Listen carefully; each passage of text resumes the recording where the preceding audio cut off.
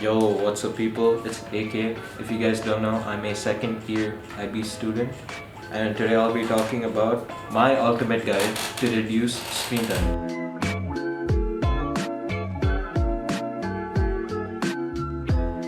Now just for a preface, I was a person who would spend hours and hours on screens. So you're talking to a person who would spend 13 to 14 hours on screens during the lockdown.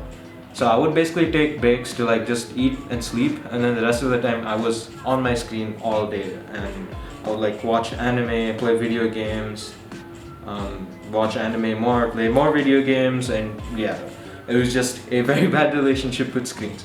That said, all of these tips are tips that work for me, and they might not work for you, but you can give them a try. Alright, now let's move on to the first tip, which is you need to want to change.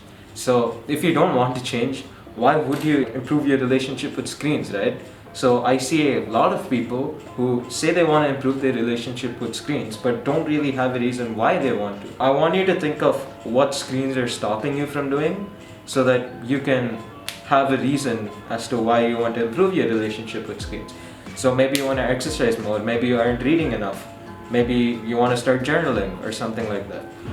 Understand why you want to spend lesser time on screens, and you have to use this as fuel whenever you feel like spending more time on screens. So yeah, that would be my first tip. Now let's move on to the second part of the video, which I guess is more like practical advice. These are more actionable steps you can take.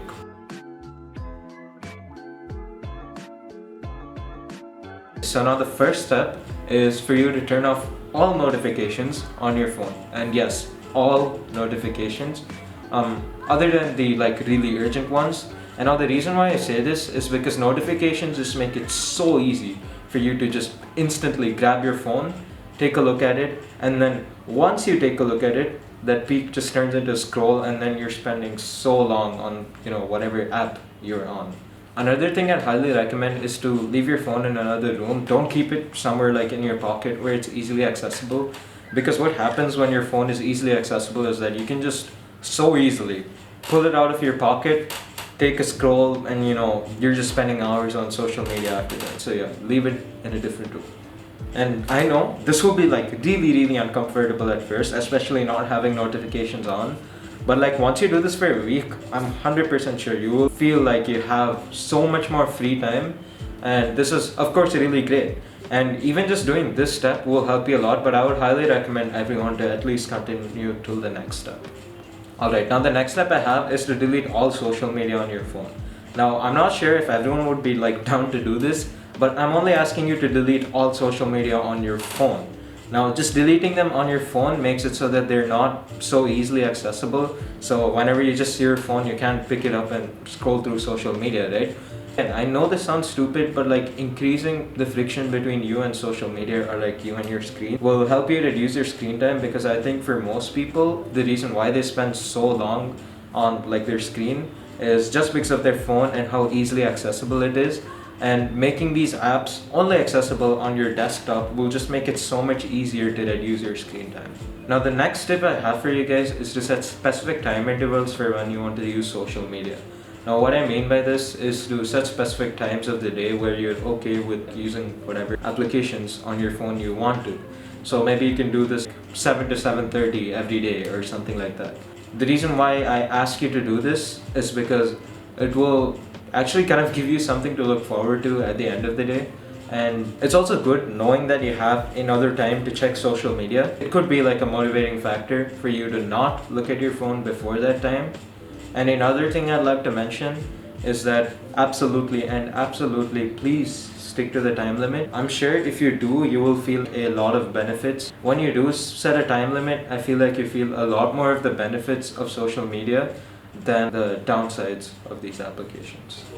Okay, now final step. Now that you have more or less have a good relationship with social media, I want you to assess if you should continue using this app. So for example, if you use TikTok just because you want a dopamine hit, you should probably just uninstall it right away. But if you're using maybe some certain type of messenger like Slack for work, then maybe just try to reintroduce this social media in a more sustainable manner that wouldn't just lead to you scrolling on this app for hours on end. Once you're done with all these steps, hopefully you will have a much better relationship with social media, and if you don't, that's fine, because what I say worked for me but might not work for you, and there are tons of other videos that you could check out on YouTube that might be able to help you.